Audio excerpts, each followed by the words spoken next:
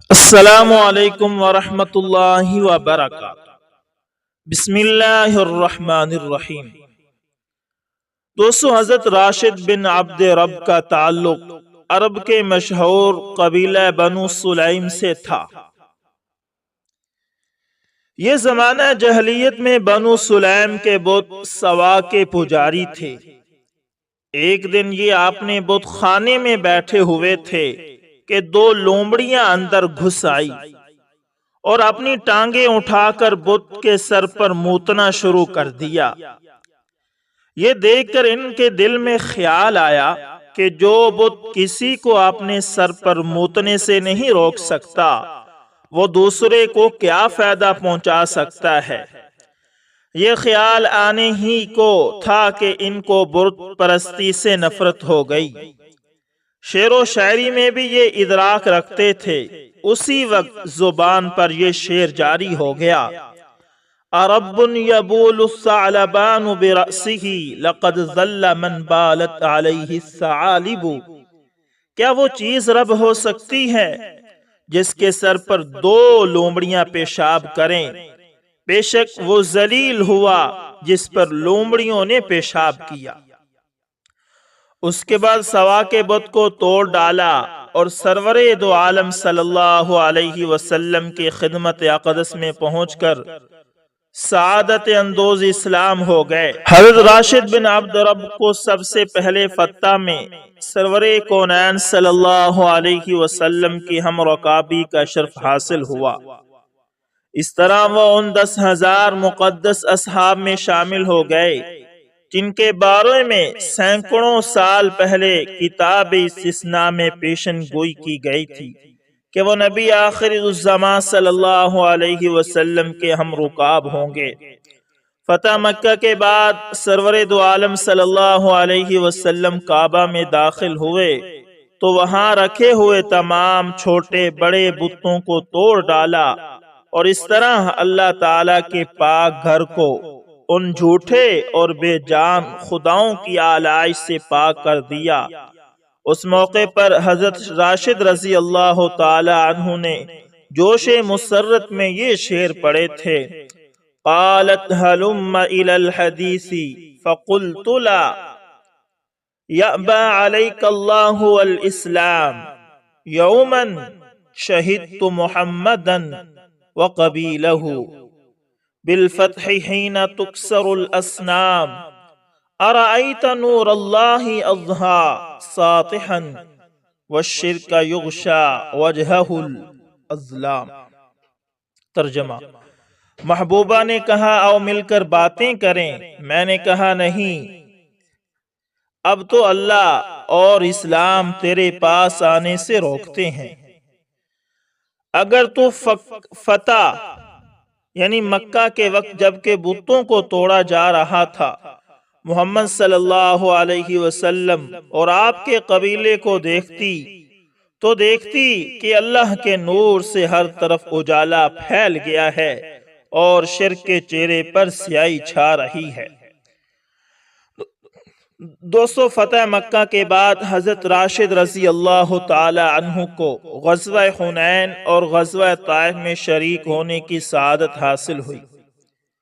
قرائن سے معلوم ہوتا ہے کہ حضرت راشد رضی اللہ تعالی عنہ گاہے گاہے بارگاہ رسالت صلی اللہ علیہ وسلم میں حاضر ہوتے رہتے اور ان میں کچھ ایسے اوصاف و محاسن تھے کہ حضور سرور کائنات صلی اللہ علیہ وسلم کے مورد الطاف بن گئے تھے۔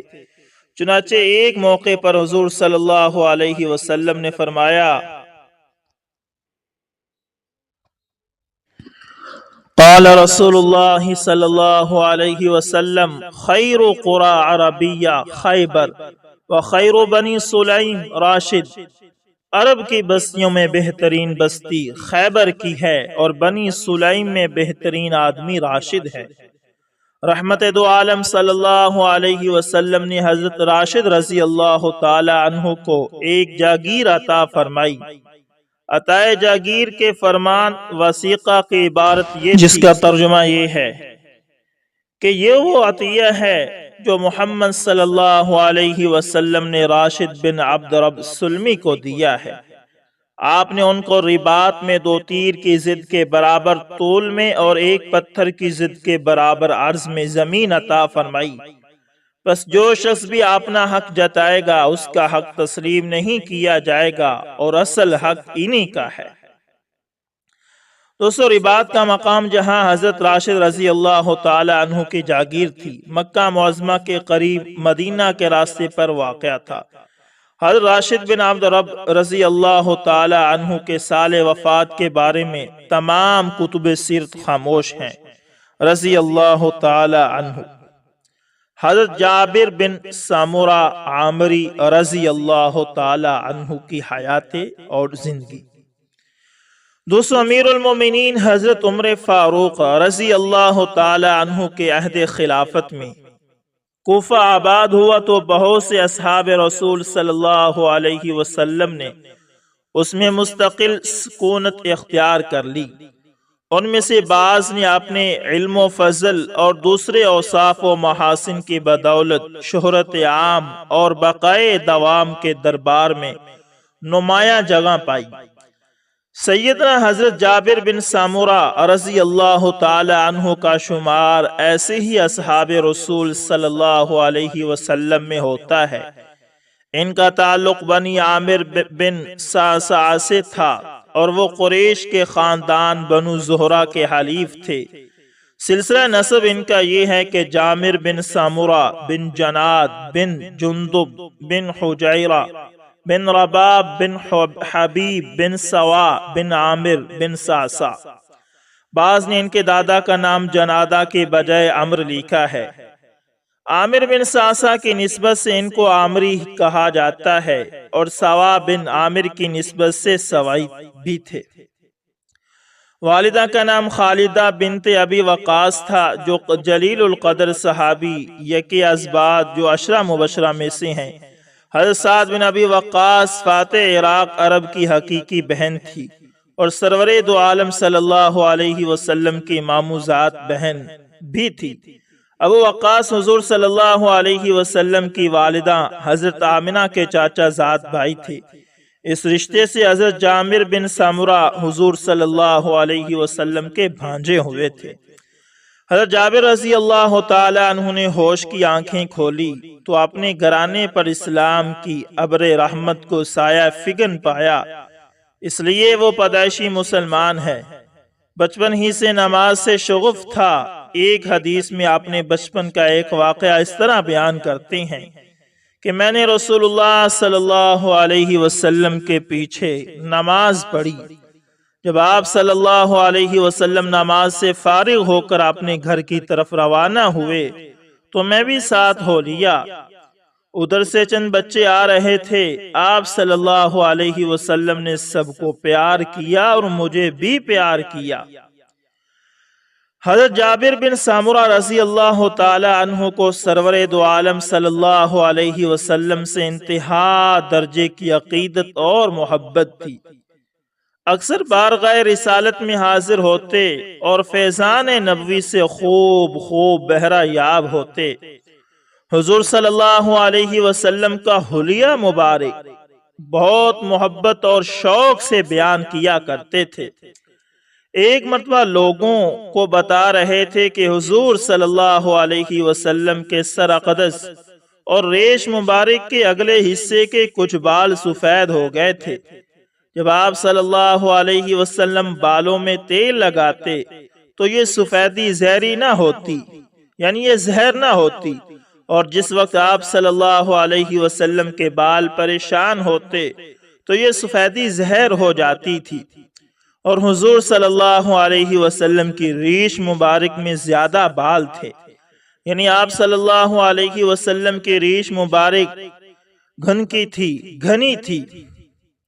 جب حضرت جابر رضی اللہ تعالی عنہ یہ بیان کر رہے تھے تو ایک شخص نے کہا کہ آپ کا چہرہ مبارک تلوار کی مانند تھا، یعنی چمک دمک ہے، لیکن اس تشبیہ سے یہ بھی ظاہر ہوتا تھا کہ آپ صلی اللہ علیہ وسلم کا چہرہ مبارک لمبا ہو، اس لیے حضرت جابر رضی اللہ تعالی عنہ نے فوراً فرمایا اور کہا، نہیں، بلکہ آپ صلی اللہ علیہ وسلم کا چہرہ مبارک سورج اور چاند کی مانند تھا اور گول تھا، اور میں نے آپ کی مہر نبوت کے شانے کے قریب دیکھا جو کبوتر کے انڈے کی مانند تھی، اور رنگ اس کا آپ صلی اللہ علیہ وسلم کے جسم مبارک کے رنگ جیسا تھا۔ ایک اور موقع پر انہوں نے لوگوں کو بتایا کہ رسول اللہ صلی اللہ علیہ وسلم کی پنڈلیاں سبک اور نازک تھی۔ آپ صلی اللہ علیہ وسلم کبھی قہقہ لگا کر نہ ہنستے بلکہ مسکرایا کرتے تھے۔ جب میں آپ صلی اللہ علیہ وسلم کی طرف دیکھتا تو آپ نے دل میں کہتا کہ آپ سرما لگائے مسموحے ہیں، حالانکہ آپ صلی اللہ علیہ وسلم سرما لگائے نہ ہوتے تھے۔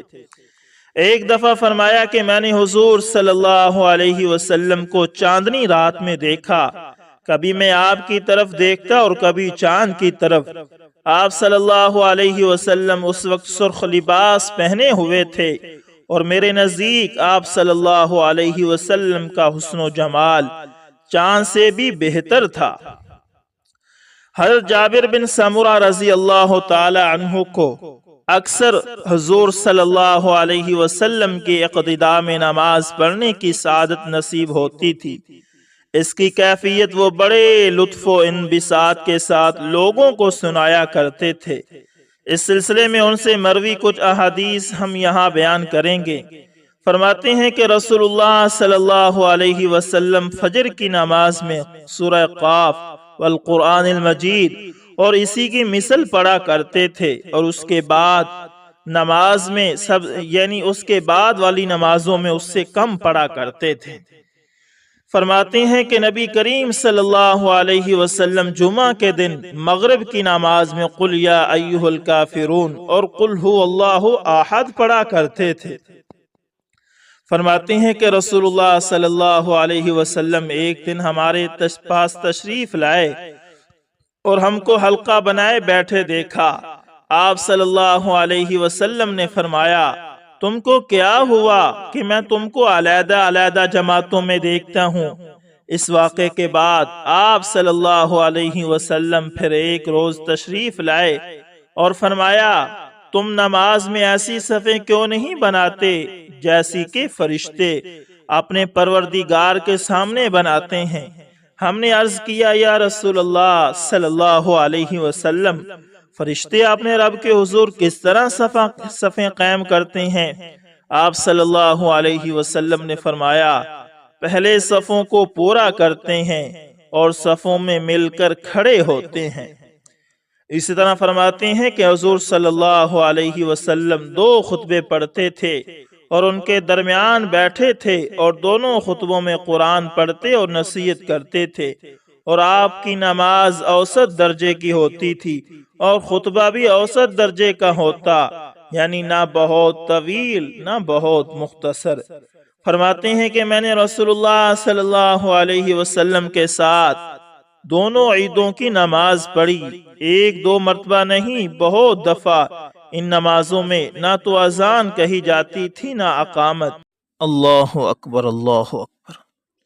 کتنے خوش نصیب صحابی تھے کہ ہر وقت حضور صلی اللہ علیہ وسلم کی صحبت میسر تھی، سفر و حضر میں، نماز میں، ہر وقت آپ علیہ السلام کے ساتھ رہتے تھے۔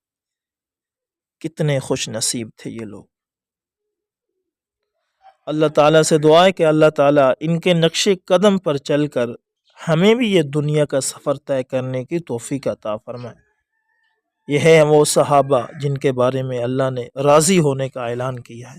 آئیں اور آگے سنیں۔ فرماتے ہیں کہ رسول اللہ صلی اللہ علیہ وسلم کا معمول تھا کہ فجر کی نماز جس جگہ پڑھتے تھے آفتاب طلوع ہونے تک وہاں سے نہیں اٹھتے تھے، پھر جب آفتاب طلوع ہو جاتا تو کھڑے ہو جاتے، اور اس دوران میں آپ صلی اللہ علیہ وسلم کے صحابہ زمانہ جہلیت کی باتیں کیا کرتے اور اس سلسلے میں خوب ہنستے، اور حضور صلی اللہ علیہ وسلم بس مسکراتے رہتے۔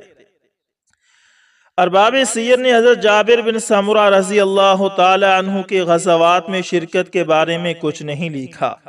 علامہ ابن اسیر نے اسد الغابہ میں لکھا ہے کہ حضرت عمر فاروق رضی اللہ تعالی عنہ کے عہد خلافت میں حضرت جابر نے کوفہ میں مستقل سکونت اختیار کر لی تھی اور وہاں ایک مکان بھی بنا لیا تھا۔ صحیح بخاری کی ایک حدیث میں حضرت جابر رضی اللہ تعالی عنہ نے اپنے قیام کوفہ کے زمانے کا ایک واقعہ اس طرح بیان فرمایا ہے کہ اہل کوفہ نے حضرت عمر رضی اللہ تعالی عنہ سے حضرت سعد بن ابی وقاص رضی اللہ تعالی عنہ کی شکایت کی، تو حضرت عمر رضی اللہ تعالی عنہ نے حضرت سعد رضی اللہ تعالی عنہ کو کوفہ کی امارت سے معزول کر دیا اور حضرت عمار بن یاسر رضی اللہ تعالی عنہ کو ان لوگوں کا حاکم بنا دیا۔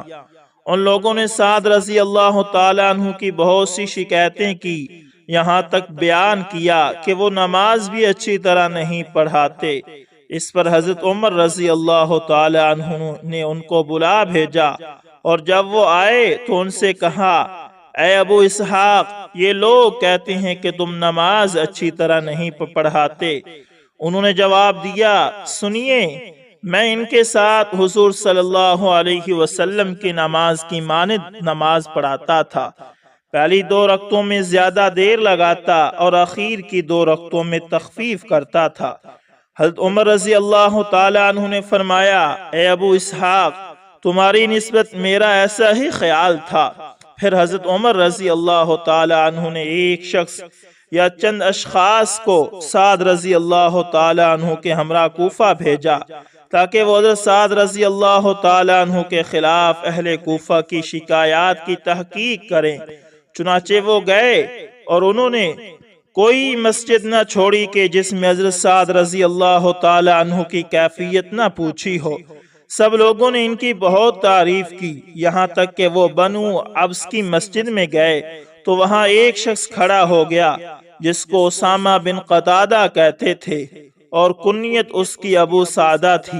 اس نے کہا، سنو، جب تم نے ہمیں قسم دلائی ہے تو میں کہتا ہوں کہ سعد رضی اللہ تعالی عنہ لشکر کے ہمراہ جہاد کے لیے خود نہ جاتے تھے اور غنیمت کی تقسیم برابر نہ کرتے تھے اور مقدمات میں بھی انصاف نہ کرتے تھے۔ حضرت سعد رضی اللہ تعالی عنہ یہ سن کر کہنے لگے، ہاں، خدا کی قسم، میں 3 چیزوں کی دعا کرتا ہوں۔ اے اللہ، اگر تیرا یہ بندہ جھوٹا ہے اور محض دکھاوے یعنی ریا کے لیے اس وقت کھڑا ہوا ہے تو اس کی عمر دراز کر، اس کی فقیری بڑھا دے اور اس کو فتنوں کا نشانہ بنا۔ چنانچہ ایسا ہی ہوا۔ اس کے بعد جب اس سے اس کا حال پوچھا جاتا تو کہتا تھا کہ میں بہت ضعیف العمر ہوں اور فتنوں میں مبتلا ہوں۔ مجھ پر سعد رضی اللہ تعالی عنہ کی دعا پڑ گئی ہے، یعنی بد دعا پڑ گئی ہے۔ انا للہ و انا الیہ راجعون۔ دوستو، اس شخص نے ایک صحابی رسول یعنی حضرت سعد بن ابی وقاص رضی اللہ تعالی عنہ پر الزام لگایا تھا اور پھر حضرت سعد رضی اللہ تعالی عنہ نے اس کے لیے یہ بد دعا کی تھی کہ اللہ اس کی عمر کو لمبا کرنا اور اسے فتنوں میں مبتلا کرنا۔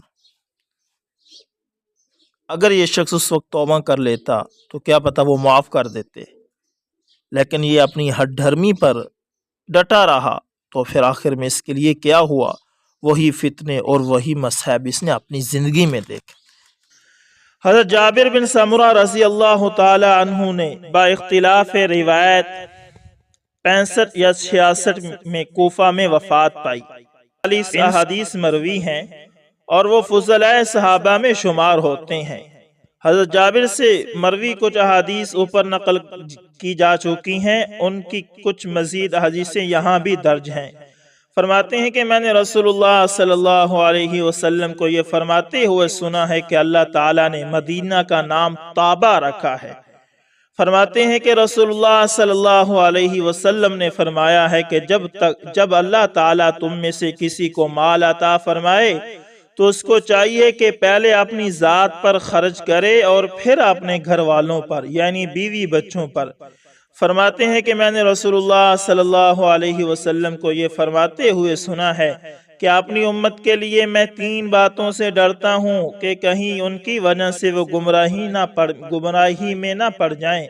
ایک تو چاند کی منازل کے حساب سے بارش کا طلب کرنا، دوسرے بادشاہ کا ظلم کرنا، اور تیسرے تقدیر کا جھٹلانا۔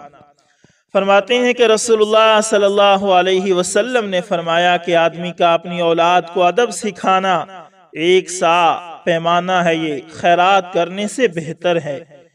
فرماتے ہیں کہ ایک شخص نے رسول اللہ صلی اللہ علیہ وسلم سے دریافت کیا کہ کیا ہم بکری کا گوشت کھانے کے بعد وضو کریں؟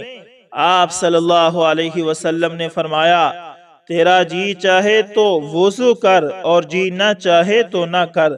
پھر اس نے پوچھا کیا اونٹ کا گوشت کھا کر وضو کروں؟ آپ صلی اللہ علیہ وسلم نے فرمایا ہاں، اونٹ کا گوشت کھانے کے بعد وضو کر۔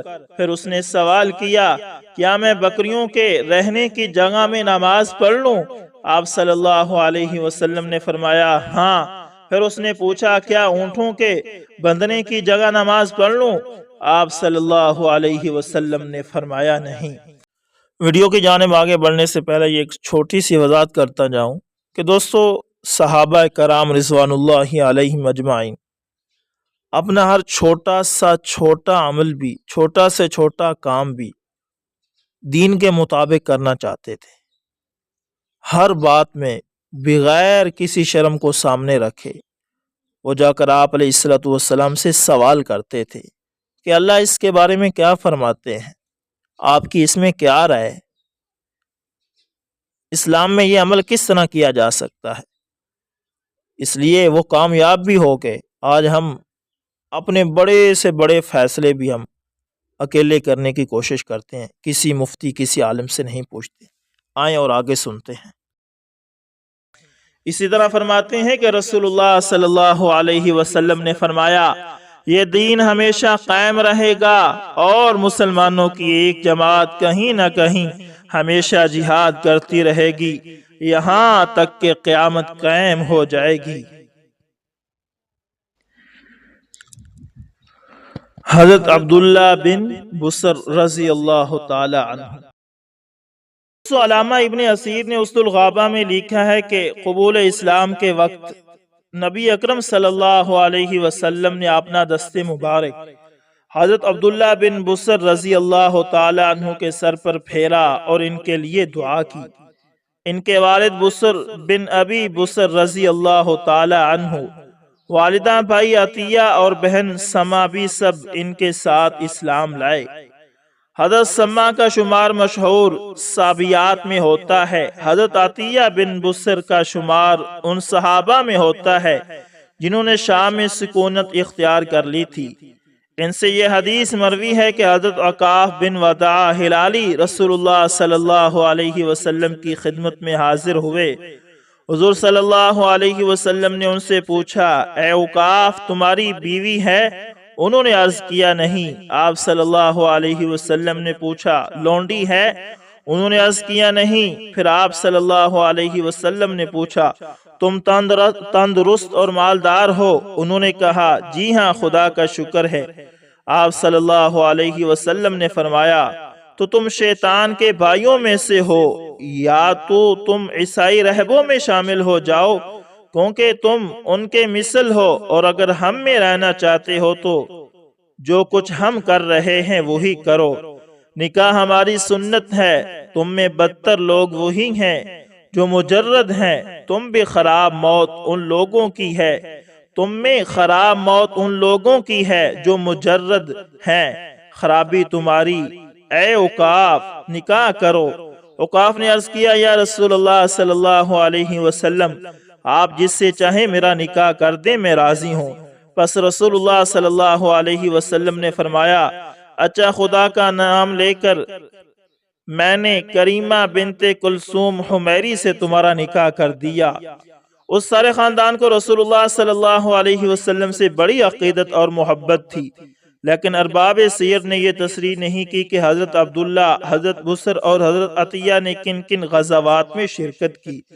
البتہ قرائن سے معلوم ہوتا ہے کہ حضرت عبداللہ اور حضرت عطیہ نے شام میں رومیوں کے خلاف جہاد میں حصہ لیا اور فتح شام کے بعد وہی مستقل سکونیت اختیار کر لی۔ حضرت بصر کو ایک دفعہ رسول اکرم صلی اللہ علیہ وسلم کی میزبانی کا شرف حاصل ہوا۔ یہ ایمان افروز واقعہ حضرت عبداللہ نے اس طرح بیان کیا ہے کہ رسول اللہ صلی اللہ علیہ وسلم ایک دفعہ میرے والد کے پاس تشریف لائے۔ آپ اپنی سواری یعنی خچر سے اترے تو میرے والد نے آپ صلی اللہ علیہ وسلم کی خدمت میں کھانا اور دتپا، ایک قسم کا ملیدہ جو گھی اور کھجور یا پنیر وغیرہ سے ملا کر تیار کیا جاتا ہے، یہ پیش کیا۔ آپ صلی اللہ علیہ وسلم نے اس میں سے تناول فرمایا۔ پھر آپ صلی اللہ علیہ وسلم کے خدمت میں کھجوریں پیش کی گئی۔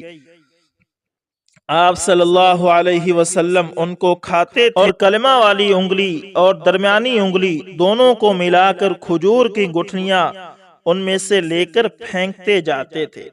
پھر آپ صلی اللہ علیہ وسلم کی خدمت اقدس میں پینے کے لیے کوئی مشروب پیش کیا گیا تو آپ صلی اللہ علیہ وسلم نے اس کو نوش فرمایا اور اس کے بعد اپنے دائیں جانب والے کے حوالے کیا، اور جب آپ صلی اللہ علیہ وسلم اپنی سواری پر سوار ہوئے تو میرے والد کھڑے ہوئے اور آپ صلی اللہ علیہ وسلم کی سواری خچر کی لگام تھام کر عرض کیا، یا رسول اللہ صلی اللہ علیہ وسلم، ہمارے لیے اللہ سے دعا کیجئے۔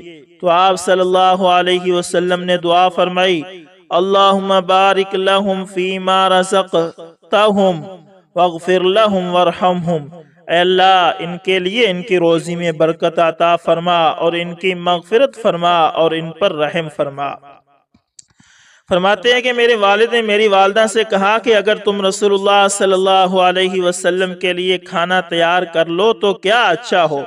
چنانچہ انہوں نے سرید تیار کر دیا۔ میرے والد گھر گئے اور حضور صلی اللہ علیہ وسلم کو بلا لائے۔ چنانچہ جب آپ صلی اللہ علیہ وسلم تشریف فرما ہوئے تو آپ صلی اللہ علیہ وسلم نے اپنا دست مبارک کھانے کی چوٹی پر رکھا اور پھر فرمایا، اللہ کا نام لے کر شروع کرو۔ سب نے اس کے کنارے سے کھانا شروع کیا۔ جب کھا چکے تو حضور صلی اللہ علیہ وسلم نے فرمایا، اللہم اغفر لہم وارحمہم وبارک لہم فی رزقہم، اے اللہ ان کی مغفرت فرما اور ان کو اپنی رحمت سے نواز اور ان کے رزق میں برکت عطا فرما۔ علامہ ابن اسیر رحمۃ اللہ تعالی نے اسد الغابہ میں لکھا ہے کہ حضرت عبداللہ بن بصر رضی اللہ تعالی عنہ کی وفات 88 ہجری میں ہوئی۔ اس وقت ان کی عمر 94 سال کی تھی، اور بعض لوگوں نے بیان کیا ہے کہ ان کی وفات بمقام حمص یعنی شام میں 92 ہجری میں ہوئی۔ سلمان بن عبد الملک کے زمانہ میں ہوئی اور اس وقت ان کی عمر 100 سال کی تھی۔ ملک شام میں سب صحابہ کے اخیر میں انہی کی وفات ہوئی تھی۔ اس روایت سے معلوم ہوتا ہے کہ ہجرت نبوی کے وقت حضرت عبداللہ بن بصر کم سن تھے اور عہد رسالت میں کسی غزوہ میں شریک ہونے کے قابل بھی نہیں تھے۔ حضرت عبداللہ بن بصر کو اکثر بارگاہ نبوی میں حاضر ہونے کا اتفاق ہوتا تھا۔ اس طرح وہ نبوت کے سرچشمہ علوم و معارف سے خوب سیراب ہوئے اور عمر بھر تبلیغ و ہدایت کا فریضہ انجام دیتے رہے۔ بہقی اور ابن عساکر نے ان کے کچھ مواعظ نقل کیے ہیں۔ ایک واعظ کے چند جملے ملاحظہ ہوں۔ حضرت بصر رضی اللہ تعالی عنہ نے خطاب کرتے ہوئے لوگوں سے فرمایا، لوگو تمہارے سردار متقی لوگ ہیں اور تمہارے قائد علماء ہیں، ان کے پاس بیٹھنا عبادت کا درجہ رکھتا ہے، بلکہ یہ افضل عبادت ہے، اور تم لیل و نہار کے گزرنے سے ایسی مدت میں ہو جو کم ہوتی جا رہی ہے اور ایسے اعمال میں ہو جو محفوظ ہو رہے ہیں۔ آخرت کے لیے توشہ تیار کر لو، بے شک تم جلد ہی اللہ کی طرف لوٹنے والے ہو، گویا کہ تم میعاد میں ہو۔ حدیث کی مختلف کتابوں میں حضرت عبداللہ بن بصر رضی اللہ تعالی عنہ سے بہت سی حدیثیں مروی ہیں۔ ان میں سے کچھ حدیثیں یہ ہیں۔ حضرت عبداللہ بن بصر رضی اللہ تعالی عنہ سے روایت ہے کہ ایک اعرابی دیہاتی آدمی رسول اللہ صلی اللہ علیہ وسلم کی خدمت میں حاضر ہوا اور پوچھا کہ یا رسول اللہ، آدمیوں میں کون بہتر ہے؟ آپ صلی اللہ علیہ وسلم نے فرمایا، وہ لوگ جن کی عمر زیادہ ہو اور عمل اچھے ہوں۔ پھر انہوں نے پوچھا کہ یا رسول اللہ، اعمال میں کون سا عمل افضل ہے؟ آپ صلی اللہ علیہ وسلم نے فرمایا یہ کہ جب تم دنیا کو خیر آباد کہو تو اس وقت تمہاری زبان اللہ کے ذکر سے تر ہو۔ رسول اللہ صلی اللہ علیہ وسلم نے ارشاد فرمایا کہ خوشی ہو اور مبارک ہو اس بندے کو جو اپنے اعمال نامہ میں بہت زیادہ استغفار پائے، یعنی آخرت میں جب اس کو اپنا اعمال نامہ ملے تو وہ دیکھے کہ اس میں استغفار بکثرت ہے۔ اسی طرح فرماتے ہیں کہ ایک شخص نے رسول اللہ صلی اللہ علیہ وسلم کی خدمت میں حاضر ہو کر عرض کیا یا رسول اللہ صلی اللہ علیہ وسلم، نیکی کے کام بہت ہیں اور یہ بات میری طاقت سے باہر ہے کہ میں ان سب کو بجا لاؤں، لہذا آپ مجھے کوئی ایسی بات بتا دیجئے جس کو مضبوطی سے تھام لوں اور اس پر کار بند ہو جاؤں، اور وہی میرے لیے کافی ہو جائے۔ ساتھ ہی میری یہ درخواست بھی ہے کہ جو کچھ آپ بتائیں وہ بہت زیادہ بھی نہ ہو، کیونکہ ڈر ہے کہ میں اس کو بھی یاد بھی نہ رکھ سکوں۔ آپ صلی اللہ علیہ وسلم نے فرمایا یوں کرو کہ ہمیشہ اپنی زبان کو اللہ کے ذکر سے تر رکھو۔ اسی طرح فرماتے ہیں کہ رسول اللہ صلی اللہ علیہ وسلم کے پاس لکڑی کا ایک بڑا پیالہ تھا، اس کو 4 آدمی مل کر اٹھاتے تھے، اس کا نام غرہ تھا۔